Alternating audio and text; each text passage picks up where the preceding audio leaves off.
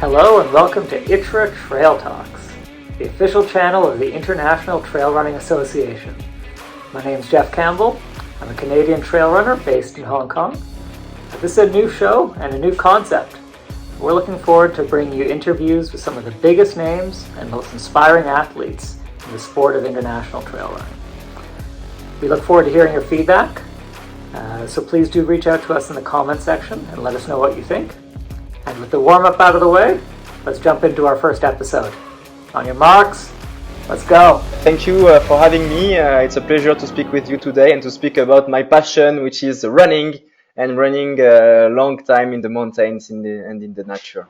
I'm pretty young in this world because I started trail running in 2017, so it's just 5 years ago. Before that, I never did some endurance sport. I was more a guy from extreme sports like kite surfing, snowboarding, and this is the stuff I did all my in my young age. I'm a scuba diving instructor, so I spend a lot of time on the water and underwater as well. So I discovered the mountains later in my life, but it was the love at the first sight.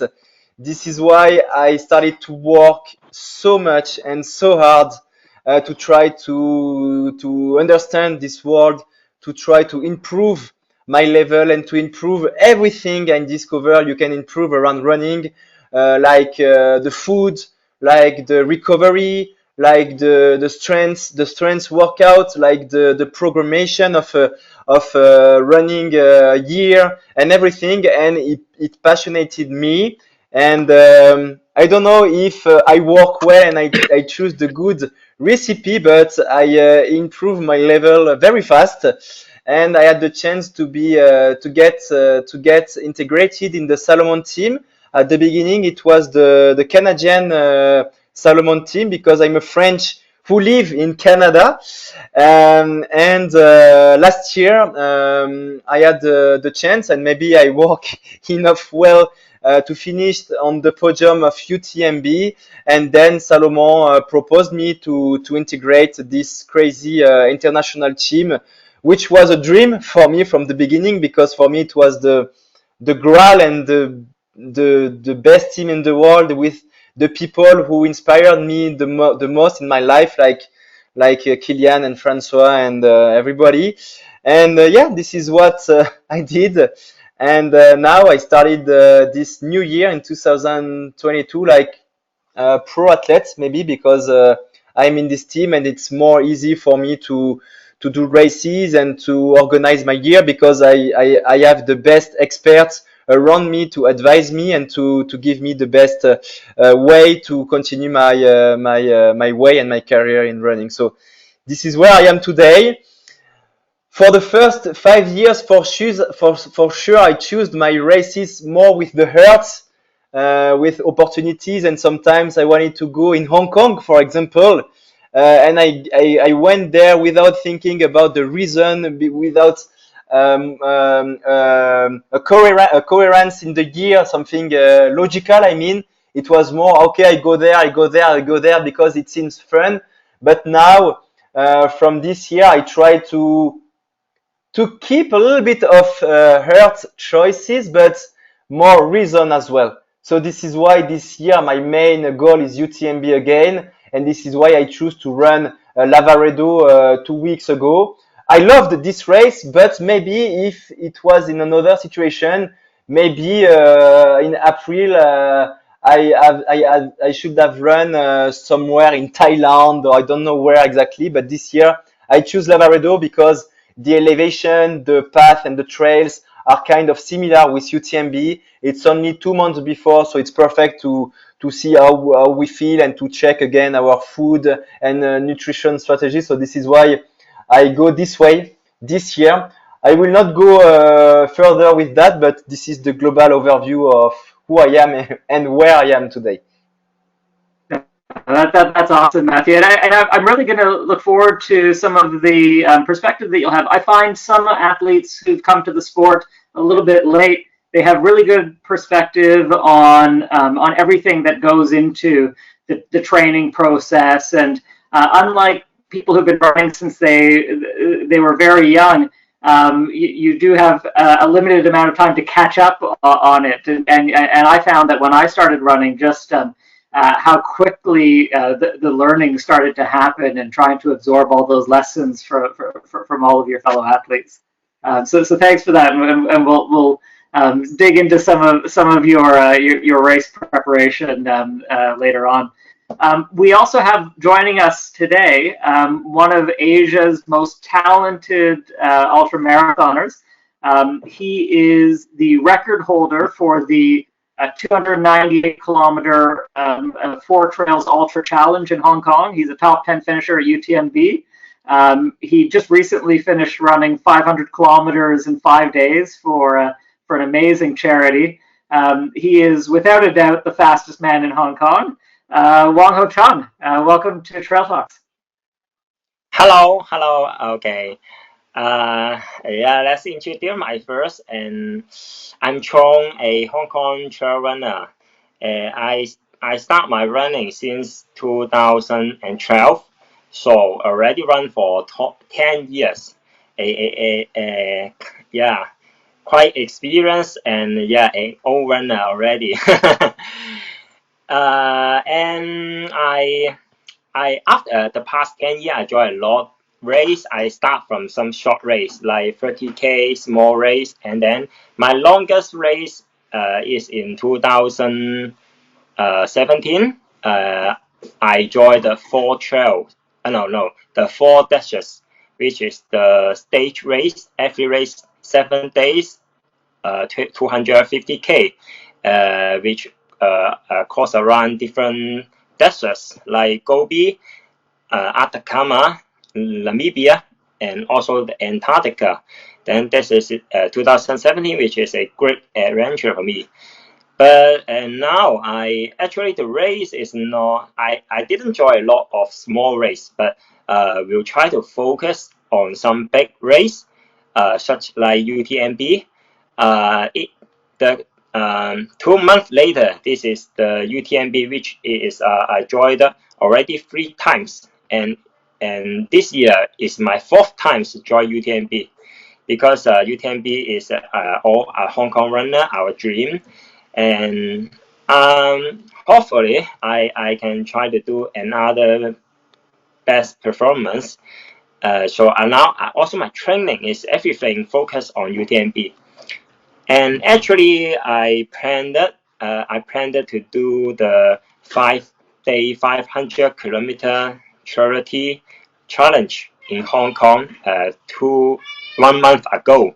But for preparing for VDA, which is 2 days later, but I find my body cannot recover. So and also VDA is a preparation for UTMB. So I have to listen my body if I'm not recover well, and I skip UTMB, the VDA.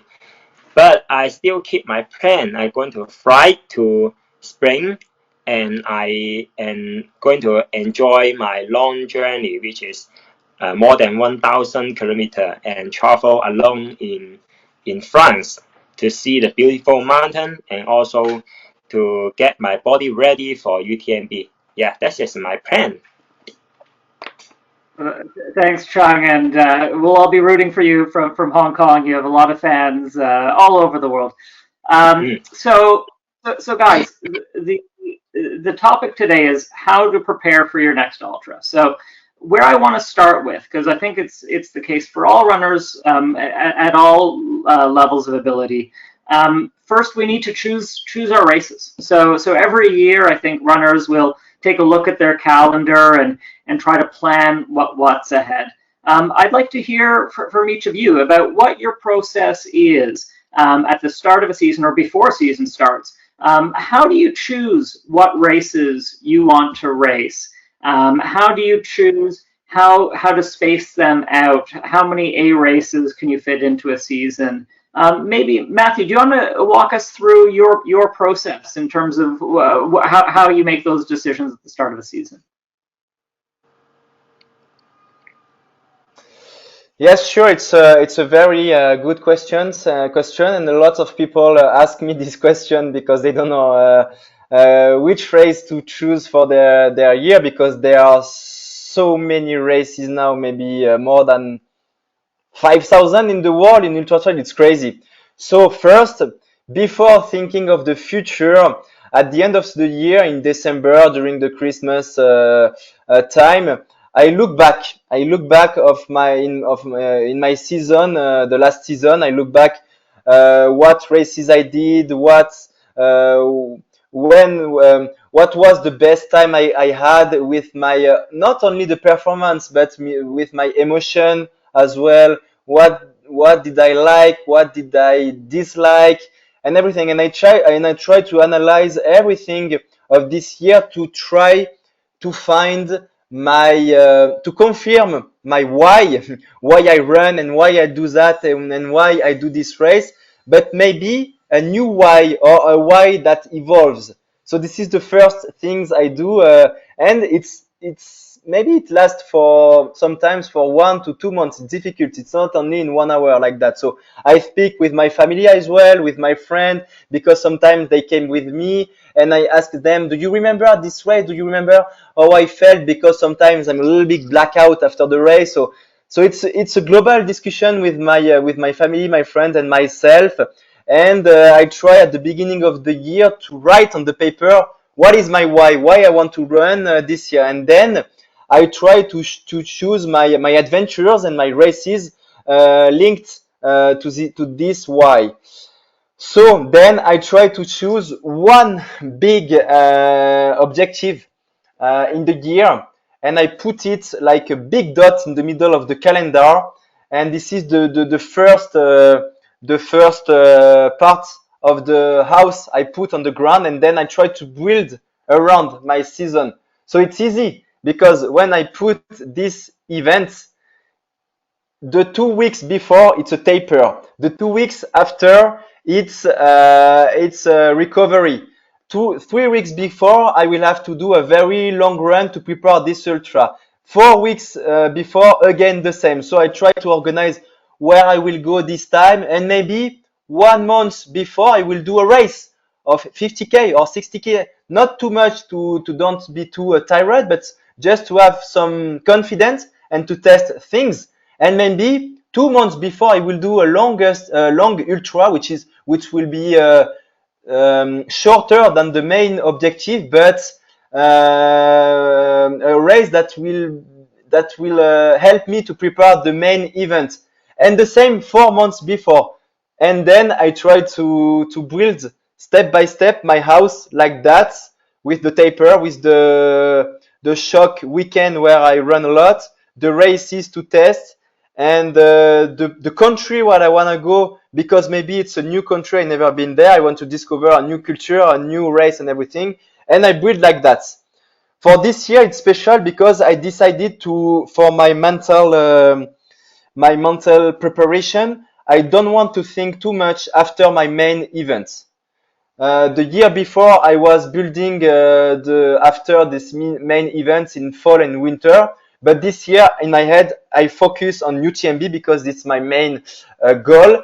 And then if I still have the motivation and the energy and my body feel that, maybe I will go for other objectives, but I don't know yet. I have idea, but it's a little bit blur. It's blurry in my calendar. So this is how I built my calendar, and we will see if it works or not. It's the first year I do it like that, very strategical and very coherent. And this is how I built my year as races. And how far in advance of that sort of a race will you start that planning? Is it 12 months before? When is your sort of off season, or when does your sort of running year start and end, and when does the goal setting process happen? Okay, I live in the North Hemisphere, so races goes from March. Maybe the first year is from March. The main event, I mean the international races like Trans Gran Canaria, Mute, Madeira, it's from March, April to October, November maximum. In November, there is the race in South Africa with international athletes who goes there. So for me, it's going from early March with Trans Gran Canaria to Ultra Trail Cape Town in November. So this is why I try to stop and to have a off season from December to February, 3 months.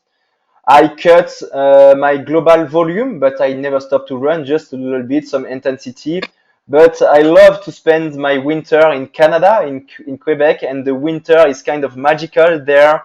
And I try to do other sports like cross country skiing, mountaineering, skating, and I enjoy to eat a lot. I don't check what I eat exactly. I spend good times with friends, drinking a lot of beer. So I do it for 3 months, and then at the end of February, I start to build again at the beginning of March.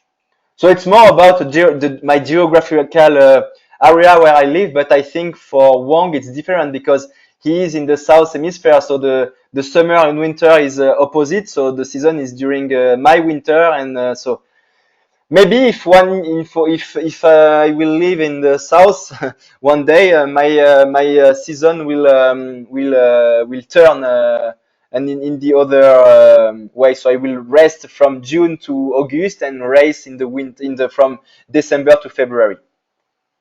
Yeah, it's actually a real problem for Hong Kong-based runners because it's too warm during the summer months for us to be racing locally. So our race season tends to be from late September, early October until March and April. But the big European races are often during the summer months. So for some of the elites here, they have to be careful because they could get into a 12-month calendar where you don't have a natural break in the season, and you can burn out.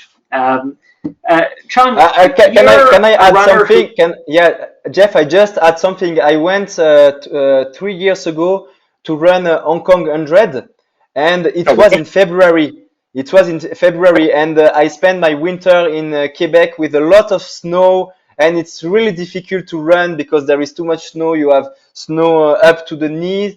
But I tried to train, and when I arrived in Hong Kong, it was really difficult to run. I wasn't able to run in these downhill stairs, and I dropped the race at 30K, I guess. I was with Tom Evans and Dylan Bowman, and everybody's from Europe and North America dropped the race after 30K. So I understand what you say, Jeff, and yes, it's difficult to have a 12 months races because you have an off season which is different from the south to the north. So it's interesting.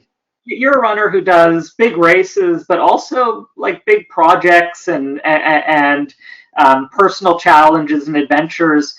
How do you decide what you want to accomplish in any given year, and then how do you then sort of structure your year to prioritize what you want to achieve?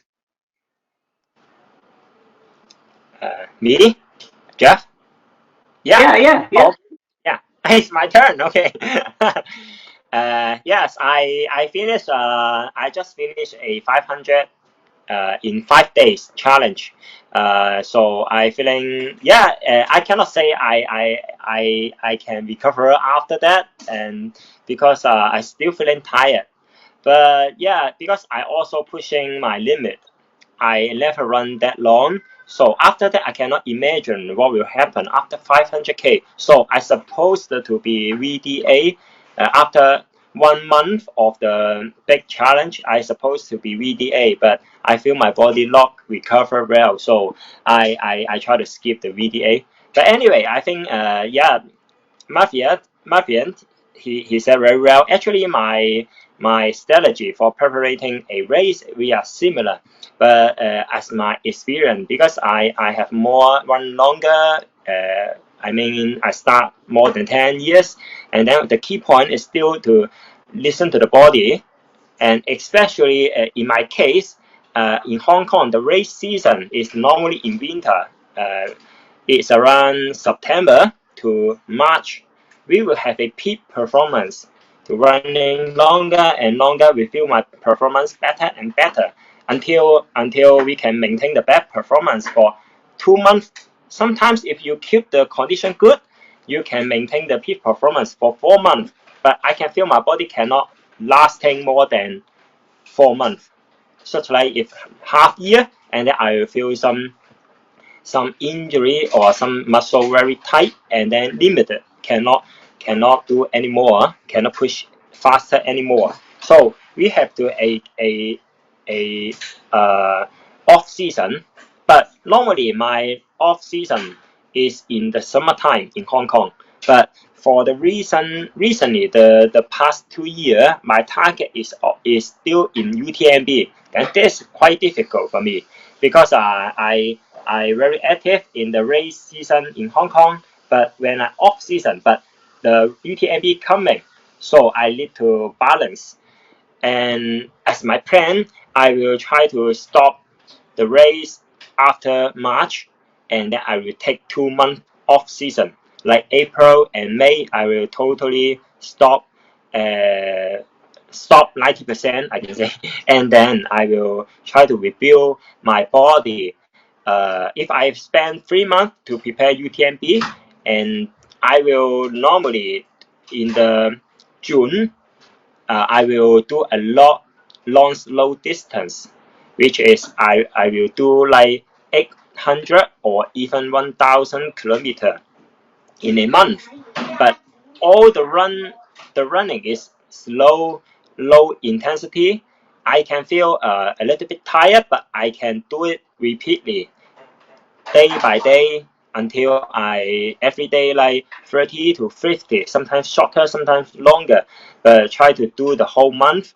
And then I will, after 1 month, I will feel my body, I can see my body weight a little bit lower, and then I will feel I am more good condition. And then in Sorry, July, just to yeah, confirm, this is early on in the training block for a big race. So if you're, let's say you're preparing for UTMB yeah, yeah. in late summer, you will start this in what, about May?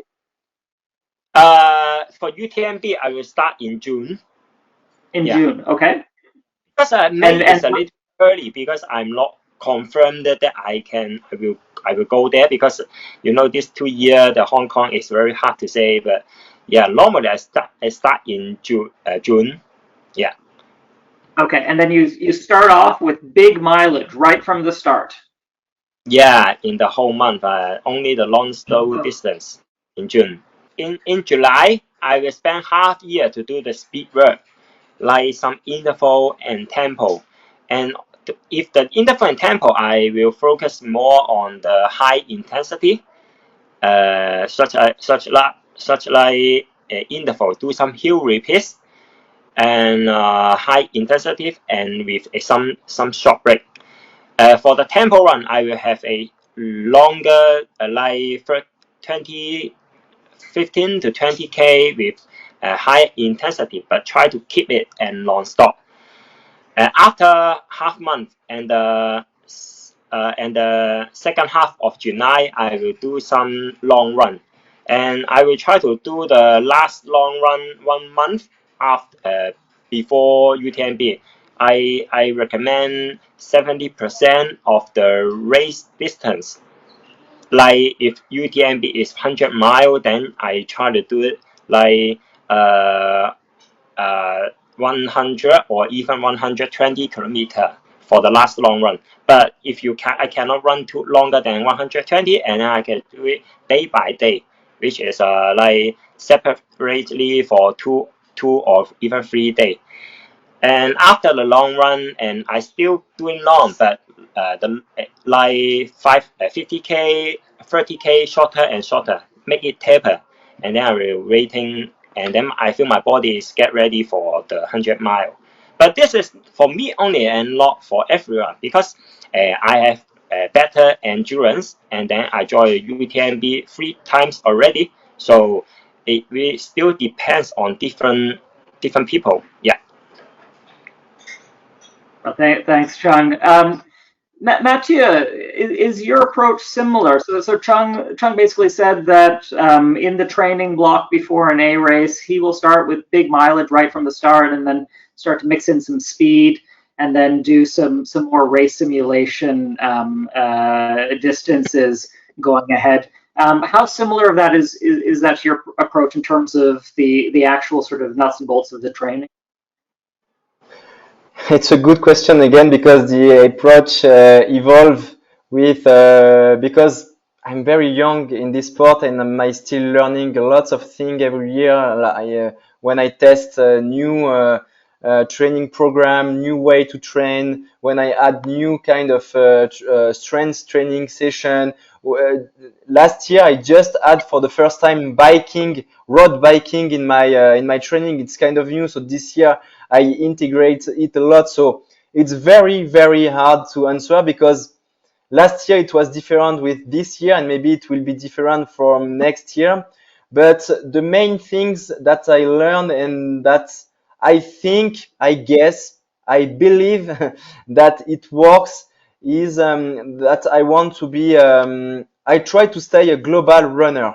I mean, I want to be fast on the flats, and I want to be fast on the uphill, and I want to be fast on the downhill. So this is why I will train for 30 seconds, 1 minute interval on the flats on the asphalt, and I can do as well 20 minutes uphill on the very steep climb, and I can sometimes I will run on the very technical downhill as well. So I'll try to go everywhere. But for sure, as I have to train for a special event with specificities, what I do and what I think it works is to go from the less specific to the most specific of the race. So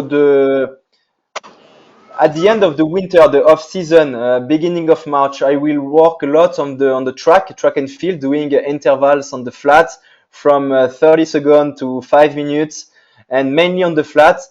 And when I go step by step to the race, I will start to try to run in the same environment as the race, maybe with the altitude, with the temperature, with the technicality of the terrain. And if I will have 1,000 meters of elevation in one uphill, maybe I will try to train to do 1,000 elevation in one uphill running fast with my poles.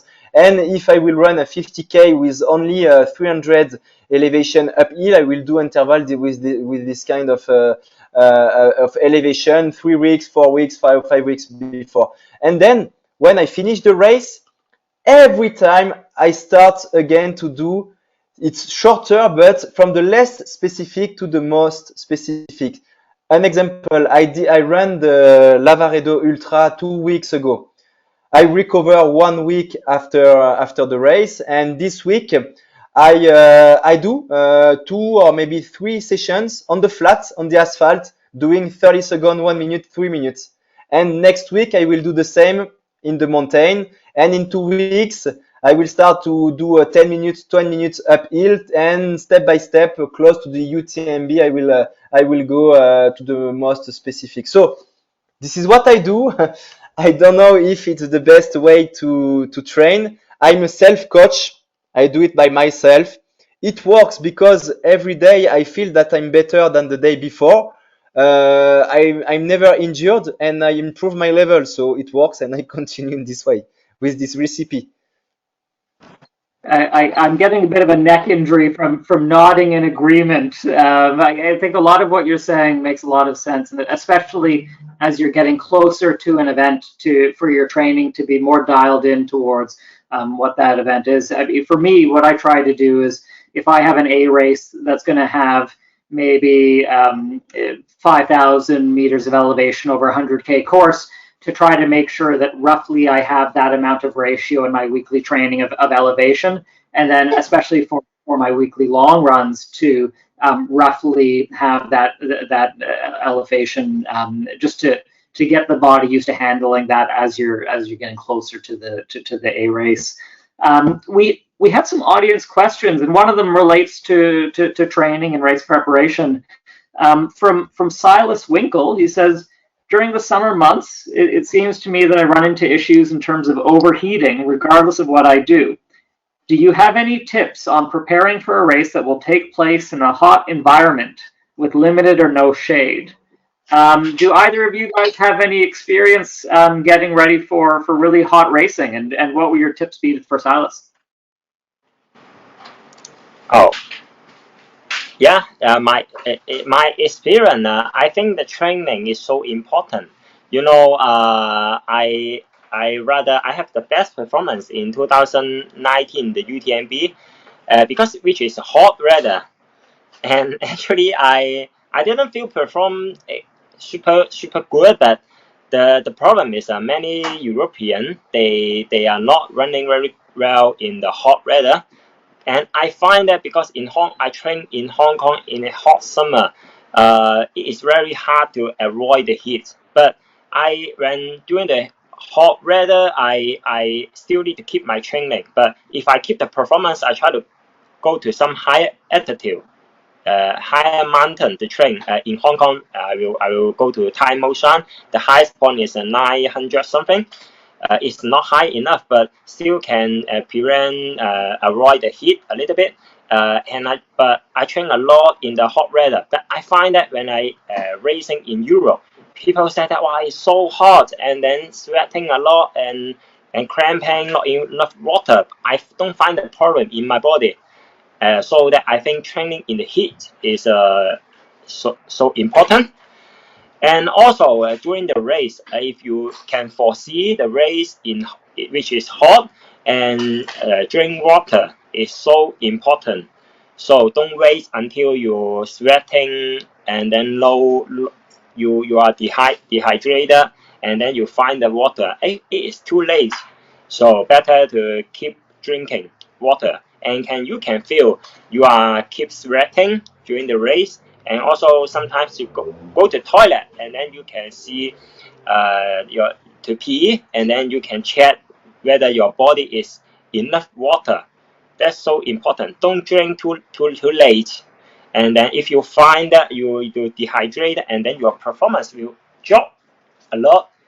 Even you drink and you need to take time to recover, but don't worry too much, and you believe that if you keep slower and drink water and wait like half hours later, you will find your body getting better.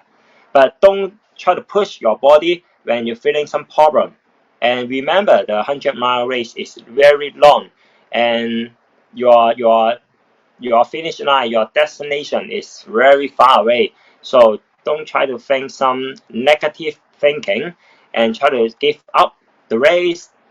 What? Yeah. So just when you find some difficulty in the race, just try to slow down and think about it. And also, you stop half hour for stretching or drinking water. You still have the chance to catch the another runner or even chase the cutoff. I know a lot of Hong Kong runner, the target is only to chasing the cutoff 48 hours. So you have time to manage your body. So don't try to think about to quit or give up the race. Yeah. Yeah, I agree with all of that. Mathieu, as a runner living in Quebec, how would you prepare if you had a hot race coming up? A lot of people think that Quebec and Canada is the winter country, but you know it's crazy hot in the summer. It can be up to 40 degrees Celsius and up to 80% of humidity. So it's a very tropical and it's very hot. But it's not where I want to go. People used to find for everything some miracle pills and magic pills to improve stuff like the hot weather. But you know the body is a magical machine to adapt to everything. And if you want to be ready to run in the hot weather, the only things you have to do is to train in the hot weather. There is nothing else. And people used to think I will go at 5 a.m. or 7 p.m. In the evening to train because it's a little bit fresher and maybe I will try to find the magic pill to train in the to be ready to run in the hot weather. But no, you have to go to run between midday and 1 p.m. at the hottest moment of the day. And what is happening is you have this base. You know that you are able to run, I don't know, maybe 1 hour, very comfortable on the normal temperature. And people, when it's getting hot, they try to go again for this 1 hour, and in their head they think, wow, after 10 minutes I'm totally burning inside, I'm boiling inside, and I'm not someone who is able to run in the hot weather. No, it's not that. It's just because it's the first day you are going out in the hot weather and your body is not ready, but he will adapt. So change your paradigm, and maybe the first day build a new program. You will go for 10 minutes, and the next day for 15 minutes, and the next day for 20 minutes, and maybe 1 week, 2 weeks after, you will be able to run 1 hour in the same comfortable zone you were at 5 a.m. or 7 p.m. And you will, I do it, so you will really feel this improvement. And you can feel it as well when you do a sauna session. I do it as well because I think it's good to acclimate to the hot weather. But the first time of the year I go in the sauna, after 15 minutes, I'm totally boiling, and it's very difficult, and I'm stopped that. And after 4 or 5 sessions, I'm ready to stay 3 times 15 minutes with a cold shower between. But it's more easy for me. So it shows me that I adapt to the hot weather. So no magic pill, train in hot weather, go in the sauna, and you will be ready to run in a really hot environment. And what Wong said about the water is important as well, because you sweat more, so it's logical you have to drink more and to check if you are not dehydrated. But I think that the base is to train in the hot weather. Yeah, and I think that's a really good point. I get the question from people: how do I avoid the hot weather training? And my answer is don't avoid it. Go for it. You have to, Yeah. you need to adjust your pace. You need to adjust your expectation, and it's also important to still listen to your body and make sure that you are hydrating. I mean, you don't want to get a heat stroke or anything, but that suffering, your body's adapting. That's what you're feeling your body push through is no different than getting used to more mileage or even running at a higher altitude. It's just something it's always going to be difficult at first, and part of the process is getting your body adapted to that.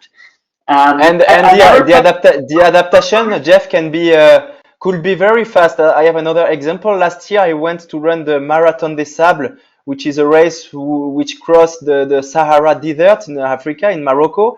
And the first day when I arrived, it was more than 50 degrees Celsius. It was crazy hot. I was boiling inside. And the last stage, it's a stage race it's a 7 stages race. And the last day, the day 7, it was the exact same temperature, so more than 50 degrees Celsius. But I was more comfortable, and I was able to run fast. Only 6 days or 7 days after the first day, where I was really boiling inside. So you can adapt fast as well. Don't say to yourself it will last 6 months to adapt. No, in 1 week you will be ready if you work hard to adapt to this kind of kind of stuff. Yes. Okay, thanks for that, Mathieu. So another audience question we had from Steve Corey.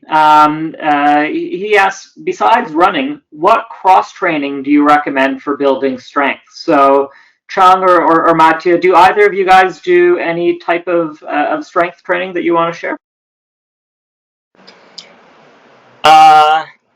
I didn't do some course training which very focused on trail running, because as I fireman, I have a basic fitness. So even our daily our work, and then I need to do a lot different jobs which related to a lot different muscles. So I didn't do a lot different types of the some strengthening training. But when I got injury or I find some problem, I will try to fix it, and I will do some very uh, some some some exercise and really for that injury. Such as like the ankle. If I feeling my ankle getting weak, and then I will try to do some balancing training. Um, yeah, maybe yeah. Mafia, you can share your experience also. Yes, sure. Um, I think that doing road biking, it's kind of a strength training. It's good for endurance as well, but now I'm in the Alps, in the mountains, and when you climb big big mountains, you push really hard on the legs, and it's kind of strength training. But as a running program, I try to go from the less specific to the most specific in my year. So during my off season, I will do strength training like very heavy, like squats and the classical movement, squats, deadlifts, very heavy, because I can destroy my legs in the gym because I don't run that much. I don't need it that much during the week. So I I kind to try to build a base with the I don't know. There are not magic movement. I do the base squats, deadlifts, hip thrusts, and this kind of basic movement, but very heavy 2 times a week. But then when I go close to the race, I try to go more specific and less heavy because I don't want to destroy my legs. So I will do lunges, single leg deadlift because it's more specific when you do on one leg. And then when I go to a race, like this year, I went to Madeira, Mute, and Lavaredo. It's very difficult, but during the race, I try to connect with my body and to feel after 60K or 100K to check, to do a scan and to check where my body feel the more weak and where I feel the first pain in my muscle actually. And in my head, I tell to myself, so maybe I feel my right quad a little bit weak. So maybe the 3 weeks coming, I will work a little bit more on it. And this is what I try to do. I try to adapt with what I feel in the race or with the very long trainings in the weekend to adapt my strength training. So I do it a little bit, not that much, but I think it's a really good complement to add with the classical running program. No, I think that makes sense, and I think for a lot of runners, they should take some comfort that if they're doing high mileage preparation for races, especially doing a lot of hill climbing and stair climbing, that is functional strength work as well. You know, so you if you're running 150 kilometers with lots of elevation, that is core and leg strength workouts. And I think it's a good point that if you're going to be doing really heavy stuff, doing that in the off season or really early on in the season probably is where you're going to get the most bang for your buck for that. And you probably don't want to be doing that 2 weeks out from a big race. Another question we had from Steve Bramar, just asking about nutrition. So during each of your training cycles, obviously putting in a lot of mileage, body is burning a lot of calories. What are you guys putting into your bodies to fuel yourself?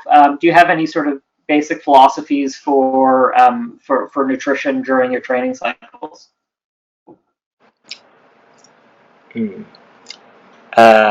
As for me, and I am not a vegetarian, but I really recommend that we eat more veggie and less meat, which is really I feel can help for my performance, especially the endurance performance.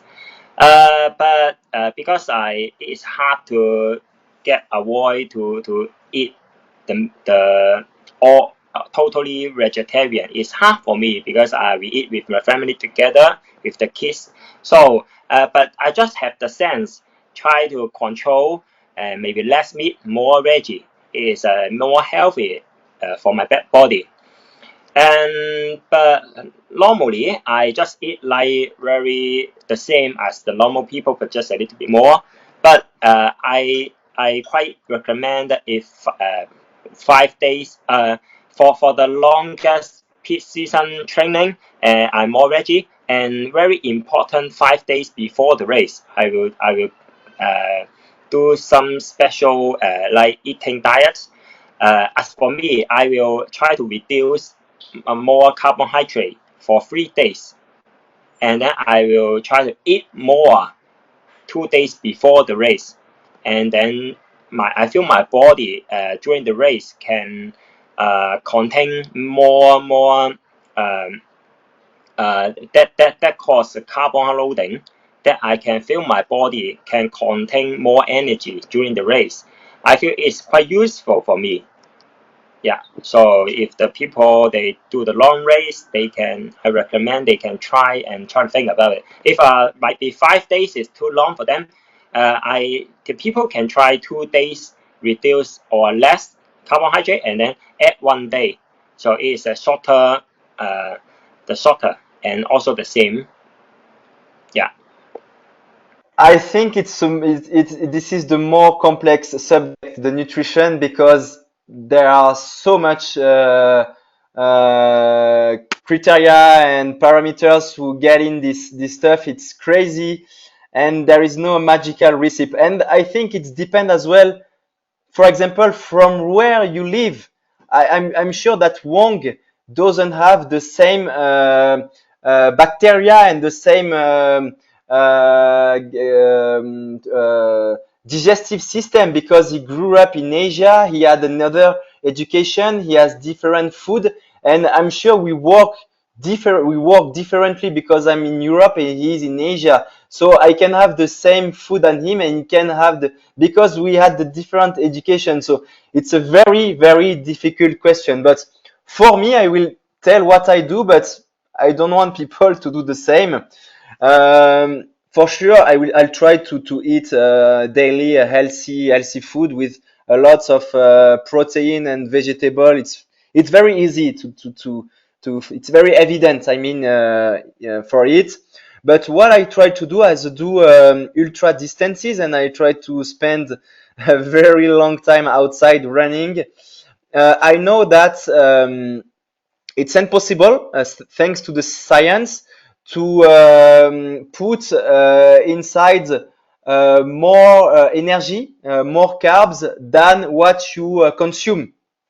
So this is the base. So I have to work with another factory, which is the factory which burn lipids. It's lipids. Yeah. So this is why during my training, I try to do sometimes sessions without any carbs, without any energy. I go in the morning. I don't have a breakfast. I go out. I just take with me a one gel or one bar for the security. If I start to feel hypoglycemia, but I try to train, and it's like the heat training. I go further and further and further, and at the beginning, after 1 hour, I really need to eat sugar, because I'm like this. Oh, I need something. And after, I can do it 2 hours, 3 hours, and one day I can do it for 6 hours without eating anything. So I try to learn my body to burn this, but during the race, there is the intensity as well. We go very fast on the flat and uphill. So I know that my body needs as well this capacity to burn sugar and carbohydrates. So this is why I do both. I do trainings without nothing, but sometimes I try to go out, and even if the intensity is not enough that I need all these things, I push hard. I try to push a lot of food in me, even if I don't need it, to train my guts and my stomach and everything to work with it during the day when I move.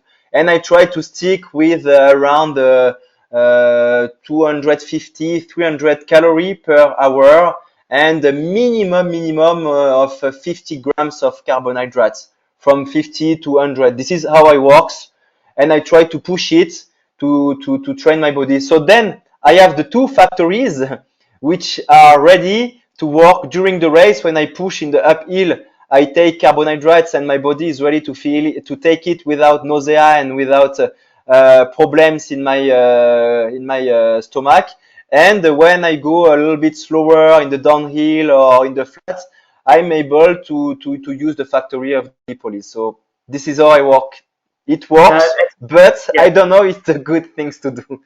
No, it's a really good point. And they say never try anything new on race day. And if you're trying to eat 3 gels an hour for a 100-mile race, and you haven't been doing that at all during training, that could be a lot for your stomach to all of a sudden have to adjust to. So, I think one of the important sort of training principles is you want to replicate everything that you're going to do in the race, but in components, and then you basically just bring them all together on that race day. But if you look back at your training block, hopefully you'll have covered all of those elements, and you're just sort of bringing it together on the big day.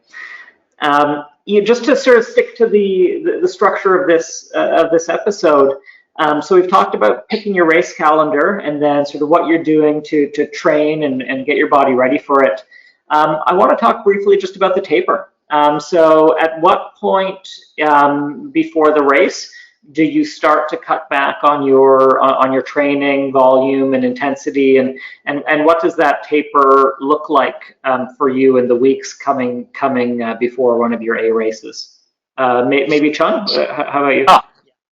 As for me, the identity of the definition of taper, that means I finish my last long run, and normally my last long run will do it.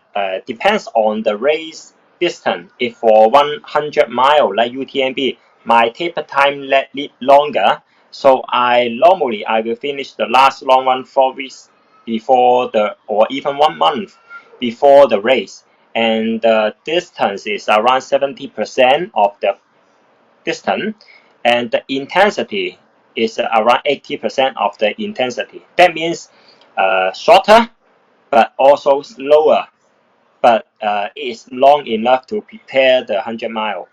And during the 1 month after the last long run, I making the taper, but I still need. My feeling is like my leg is heavy. I feeling the last long run I got the heavy leg, tired, but I can feel I am recovering.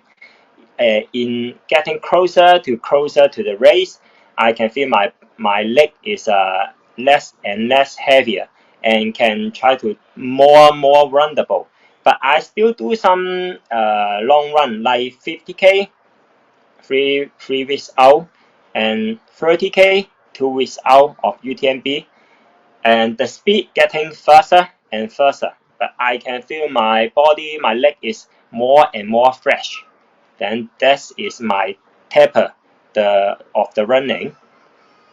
And for UTMB, sort of what type of volume would you be running? Let's say 2 weeks out before the race. How many kilometers in that week would it be for you, Chung? It is around, I think it's 100 or 150K. Yeah, I normally I will do, because my endurance, I do more endurance run, so I can do more long run. So sometimes I can even 2 weeks before the UTMB, I still make it can like 150 or even 200K race, 200K training.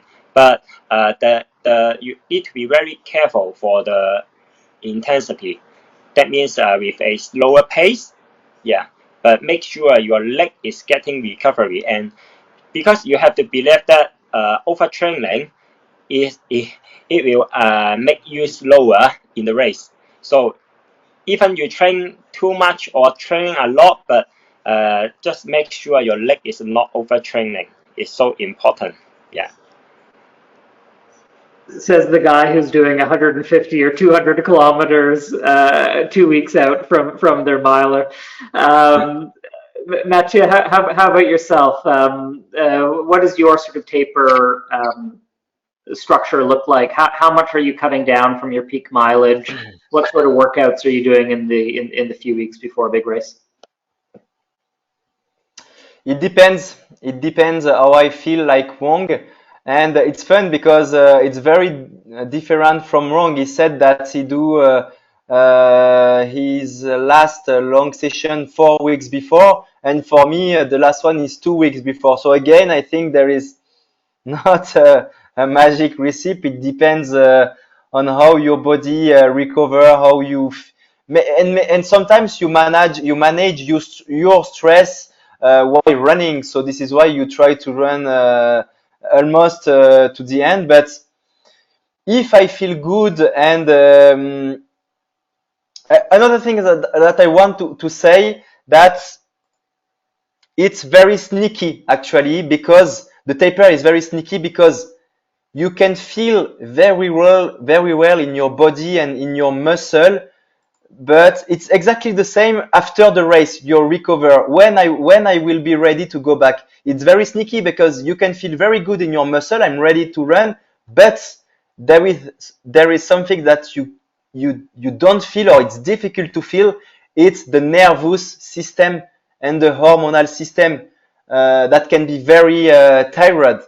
And if you go for 20 hours like UTMB with a nervous system which control everything in your body, your heartbeat, your lungs, your muscle, your contraction of your muscle, even if you have the best muscle, you won't be able to run 20 hours like that. So for sure, you have to cut a lot, at least the week, at least the week or 10 days or 2 weeks before the race. So for sure, because you have to rest your nervous system and your hormonal system.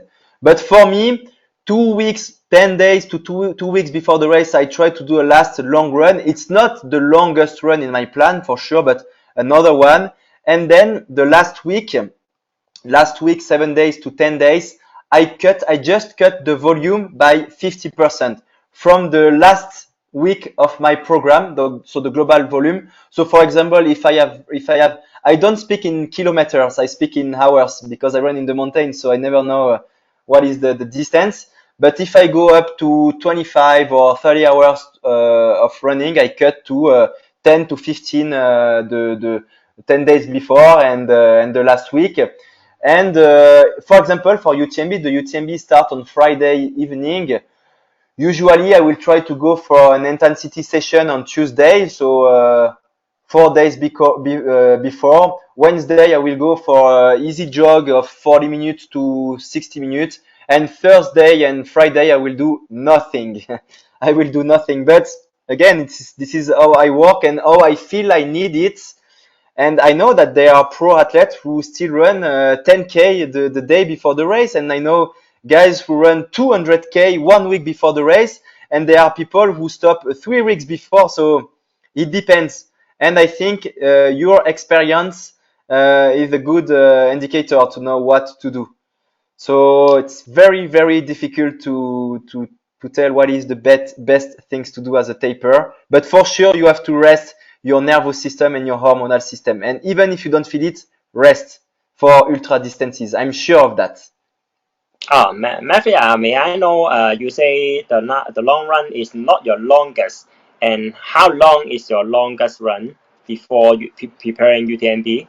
The longest of my program is 4 weeks before. The longest. Okay. How many percentage of the time or distance are run to the race? For UTMB, for example, my longest run will be up to 12 hours. So it's last year I ran UTMB in 21 hours. So 21 hours. So it's close to 50 to 60%. Yeah, I think it makes sense, and actually our concept a little bit similar. Because Okay. I mean my last long run, and I can say the longest run I will make it 4 weeks before the race, even 1 month, but it is the longest. But the distance is a little bit quite long. Like as for me, I will do it like 70%. If it's too long, Yes. cannot fit 1 day, and then I will separately to do it 2 days. And I still do long run, like sometimes 500K or I can say like 8 hours, or sometimes Okay, 10. okay, I didn't understand Yeah, well. So the same yeah, for me. 3 weeks before, I do maybe 6 to 8 hours, and 2 weeks yeah, before again 4 hours. yeah, So it decreased, but it's still long when you go out for 4 hours running. It's still yeah, long. Yeah, yeah, but the great. longest is 4 weeks before. The same, exactly. Yeah, Yeah, correct. and Matthew, I really like the suggestion of a little bit of intensity on race week. You know, I think that on the race week, obviously, you do want to have lots of rest, and it's time for your sort of all that training to really set in. Yeah, But doing I a 20, Jeff, 30. I think this intensity is more a way to manage my stress and to keep or to build my confidence. Yeah, Because the last intensity of I don't know 5 times 3 minutes on the flat, you will not improve nothing. But if you feel well in your legs, you jump on your legs, you have no pain, nothing, you start to build your confidence to run 4 days after the race. So it's more for that, to manage my stress and to manage my confidence, more than a real training. You see. yeah, no, I appreciate that, and I also think at that point in the training cycle, you've been running every day for so much. To completely stop all of that can get the body out of kilter a little bit. So by incorporating a little bit of a confidence building training session, it kind of to me it makes me feel I'm ready to go. It sort of pumps me up a little bit during the race week. Um, so maybe the last just quick topic that I want to cover is just recovery. So we'll skip the sort of what you do during a 100 miler. That warrants its own episode. Let's say you've just smashed your UTMB. What does the following week look like for you guys? What are you eating? Are you resting 100%? Are you getting out for walks or runs? What tips do you guys have for recovering after a big race? I Maybe can Chung? go because for me it's very it's very easy. It's maybe 7 days to 10 weeks. Three things: eat well, sleep well, think well. Eat well, for sure. The day after the race or a few hours after the race, I will go for a big ice cream with pizza and a big beer, and maybe for 2 days, 2 days, 3 days with my family in the restaurant. But this is not the main things I do in the week. Then I will start to eat a lot of vegetables because it's not inflammatory for my body and it's very good. And I try to drink a lot good water and to eat vegetables more than usual. So this is the first things, and lots of protein as well because I have to rebuild my muscle again. Secondly, what I said, sleep well. I try to sleep a lot. I go for a nap. I try to push my nights up to 9 to 10 hours. I go earlier to the bed and I try to get out later in the morning, and I add naps. And think well. Think well is spending, because as I train a lot and I learn in the mountain and everything, during these 7 days, 7 days to 10, I try to spend time with my family, with friends, with all the things I do sometimes, but not that much. So I go more at the restaurant, sharing beers with friends, going to the cinema. I try to think way like that, to don't think that much about the race and everything and the stress that gave me. And so this is why how I try to think well. And the last things, actually, there is a fourth one, but I think it's not the main, but this is what I try to do. I try to vascularize my body with easy activities like walking, biking, very easy. I try to don't put my heartbeat high. I try to keep it low, but I go on the bike for 1 hour just to vascularize my body, because I feel that when my blood circulate in my body, I don't know if it works or not, but I feel it getting me better because I push fresh blood to my tissues and to everywhere in my body. So no magic pills again. This is what I do: sleep well, think well, eat well, and vascularize the body. And usually 7 days after a big race like UTMB, I'm ready to run again. Yeah, I totally agree, and just very careful to take rest like 1 week. Yeah, it's so important. I also recommend sleeping more and eating, and do more massage, also and stretching. Uh, and actually, I recommend to stop running for 7 days. It doesn't matter. Yeah, it doesn't matter. I will getting slower after 7 days. No, and because I have some injury, I normally after some big race, you will feel your body still after 1 or 2 days. You feel your body really want to run, and you want to show people I'm strong. I can run like a marathon and speed work. You can show people, but don't do it. Yeah, because I have the experience after even a few years ago after 100K, and then I feel my body recover well. I do some 10K tempo to tell people I'm strong, but it's necessary and very easy to get injury. So I recommend after the long race, just make your body think well, sleep well, eat well, and you will pick up. You can pick up your training, do some active recovery after 1 week, some easy jogging, and then improving and then getting more and more running. But just very be careful. Take of the week after the race. Yeah. Yeah, and I think the mental point is an important one. When you're doing a long race, you're dialed in for a long time. It's very intense, and not only that, but the whole training cycle leading up to that big event is just an accumulation of stress and nervousness. So I think it's important during that post race week to kind of let yourself relax a little bit and allow yourself to reset and re-energize for the next one. So, no, really good tips, guys. Listen, I think that covers what I was hoping to cover today. We talked about how to choose your adventures, how to structure them, what you guys do to prepare, and then the recovery afterwards. It was a really fantastic discussion. Really appreciate it, guys. Would you guys just be willing to share sort of anything that you have going on in terms of sort of running projects, maybe any social media that you want to share, anything at all? Mathieu, anything that you want to plug?